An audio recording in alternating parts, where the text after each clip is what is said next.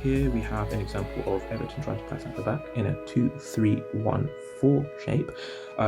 George, who's highlighted, is technically the left-sided centre-back, but she pushed when they were setting up from goal kicks to more of a left-back position, and you try to push your wing-backs much higher at the pitch, just so that when they did kick it long, along with the forwards and the centre midfielders, they'd be able to contest the long balls. Okay, so a second example of Everton passing out the back, this in the second half.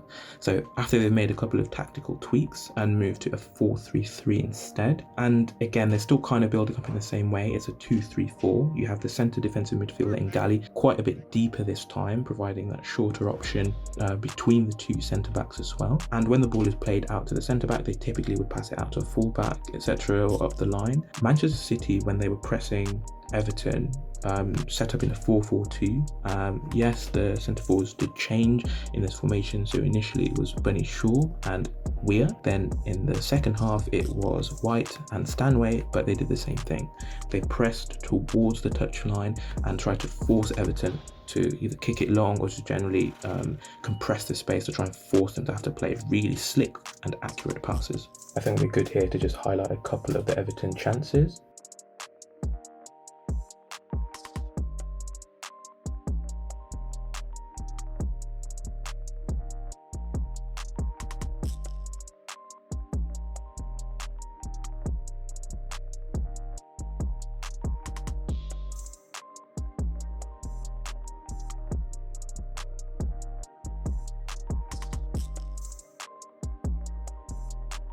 So a key issue for Everton in this game, and something that the commentators raised, was the fact that they played a back three. Obviously, we like to see front foot football, and back threes tend to be associated with more defensive styles of play. Everton were trying to be aggressive, but when the play did break down for them, part of the issue for Everton was how well they could execute the counter press, or just generally press in their 3-4-3 kind of shape, or 3-5-2 shape.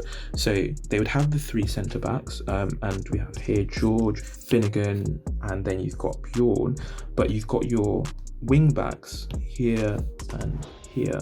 Kind of the problem was that, yes, you wanted your wing backs to be really high and to be able to pressure much higher up the pitch and try and press either the fullback as they were passing out from Manchester City, or maybe help the centre midfielders to congest the centre of the park as well. But on the left-hand side, which is where Manchester City focused the majority of their attention, you typically saw this kind of scenario play out, where Bjorn was isolated 1v1 against the scintillating Becky, and that was an issue multiple times during the match.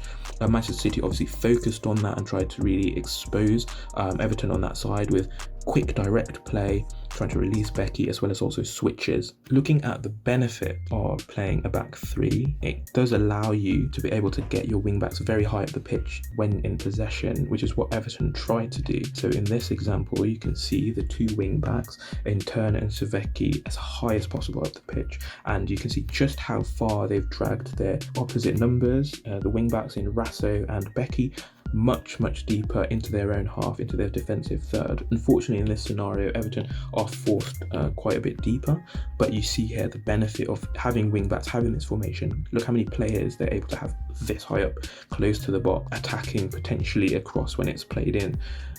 That's 6 players, so it can be a very attacking formation as well. Okay, so this is an example of Everton trying to defend against Manchester City. Manchester City in their typical shape, the 2-3-2-3, passing from side to side, trying to test Everton's shape.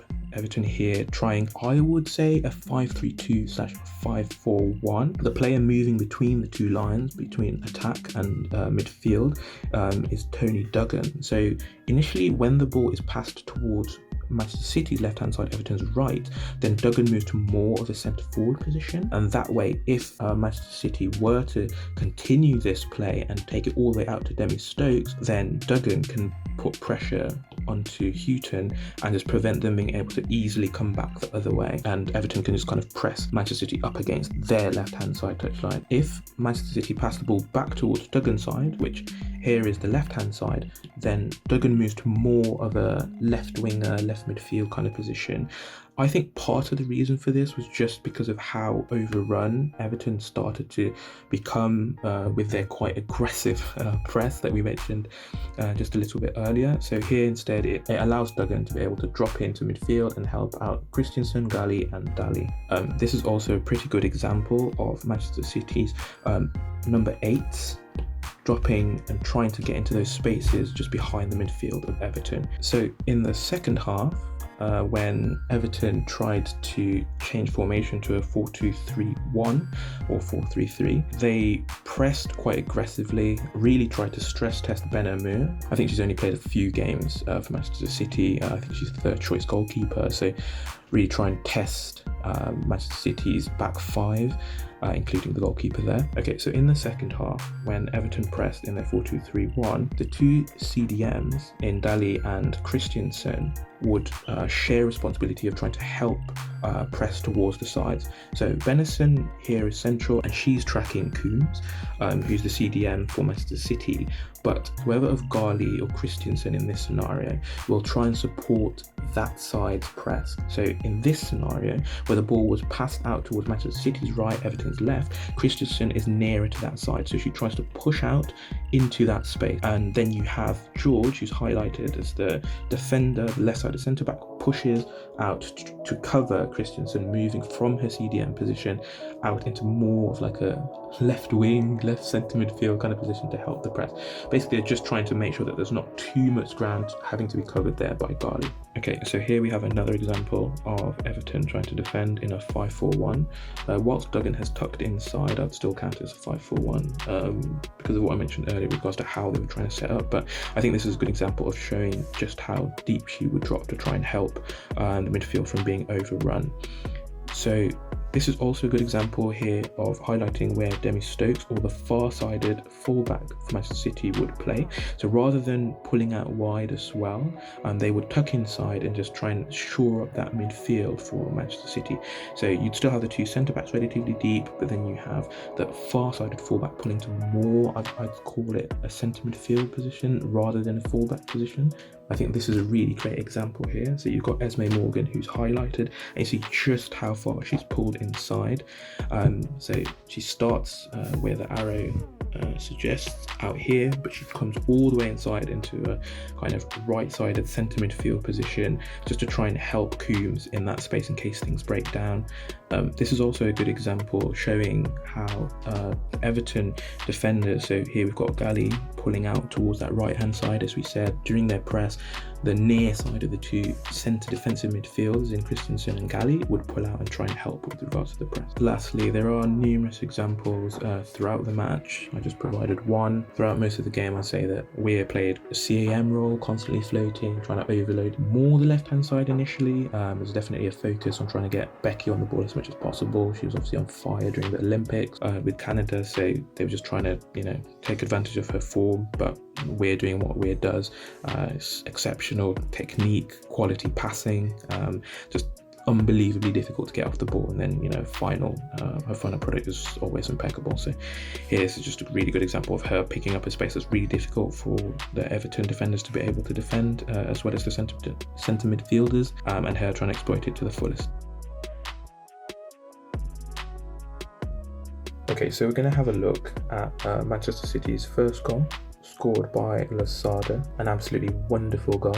I think it hit both posts. Really, really nice build-up, and I think it exemplifies some of the things mentioned earlier during the tactics section, specifically with regards to Weir's timing of her runs. Everton force Manchester City deeper. Greenwood is on the ball, out to wide, but she's able to kind of ride the pressure. A lot of Everton's centre midfielders have kind of come across. During this move, actually, higher up the pitch, slightly off screen in this, is actually Daly. So Daly's somewhere over here, but a little bit higher up the pitch, and she's tired. I think that's quite key because later on you see Andragard tracking, whereas I think in reality the person that should have been tracking the run by Weir is actually Daly.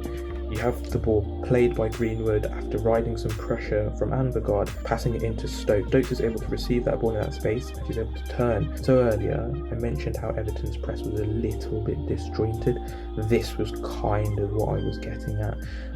Yes, you have, a back five, and yes, that potentially means you can press higher up the pitch, but only if you do it in a kind of coordinated manner. Here you're seeing kind of the problem that we mentioned, where yes, Suffice's trying to push up high and trying to support Anvegard in pressing Greenwood, and hopefully they get something positive out of that. But then this is the negative, where the press has been beaten and now you've got Becky in tons of space as well as also Stokes. So Stokes is able to turn and run at the back line of Everton with very little to slow her down in the form of Everton's centre midfield. So Demi Stokes driving at the back line of Everton, you've got Becky in tons of space out wide. Obviously the dangerous areas are more central and there's kind of not really anyone that can go out to Demi Stokes, so she does, I think, the right thing and keeps driving towards the box, kind of asking the question to the Everton defenders: will you come out? Will you stop me? Will you risk that I just slip a ball in behind you once you do step out? Obviously a lot of the centre midfielders are trying to track back here for Everton and just trying to get in decent positions,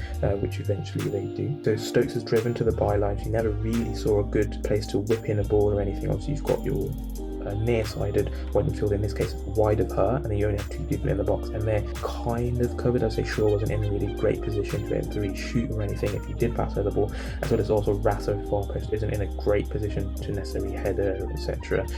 I mean, you can toss it in, but here I think Stokes does something I would never complain about. She keeps possession, turns it back to Becky, and here this is what I meant by the just really weird timing, but then also how I mentioned how Darley probably should have been the player here tracking. So in the current scenario you can't see Weir on the pitch, but she's actually just off screen towards this direction. Earlier, whilst Everton were pressing and you saw how their centre midfielders have been drawn up, Weir was rather deep during that part of the move, closer to Greenwood, and now she shows up. This is that timing that I was mentioning, where she comes at a time where everyone else is set, they already think they've got their players, etc., and the person that ends up tracking her is actually Anvegard instead of Darley. But obviously Anvegard is meant to be the centre forward. She doesn't really want to go all the way back into her own box and track Weir. She already thinks someone else should be able to cover that, one of the centre midfielders, one of the defenders, but she doesn't track this player all the way. In full speed match, communication is kind of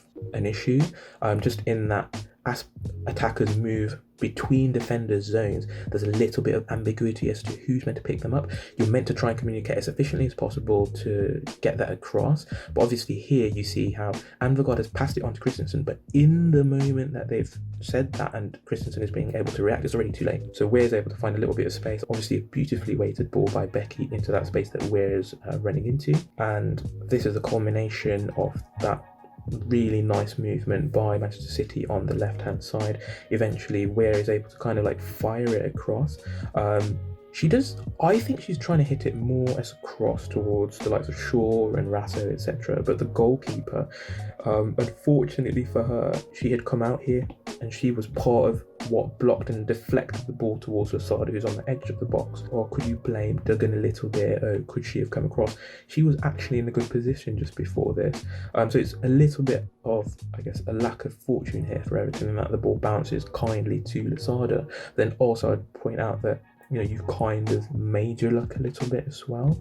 Obviously not being able to press Greenwood much earlier in the move, certain players not tracking back, but that was Darley. Obviously she's tired, so maybe you should say her Anvegard does do all of that work instead for Darley whilst Darley is recuperating up the pitch. But someone needed to track Weir a little bit better rather than allowing Weir to get into that extremely dangerous position for a cutback. And then, someone maybe could have been a little bit closer here to Losada. She had absolutely ages to be able to pick her spot, and she really did. That ball pinged off, I think, both posts before it went into the back of the net. Thanks for watching. Trying something new. If you like this, prefer this kind of format, please let me know in the comments down below. Let me know as well who you think are front runners, I guess, for the Women's Super League. There's obviously been a lot of changes. We saw that with Manchester City this game, obviously partially forced due to all the injuries. But please let me know in the comments down below, one, what you think about the new format of the videos, but then also two, who are you backing to win the WSL 2021-2022 campaign?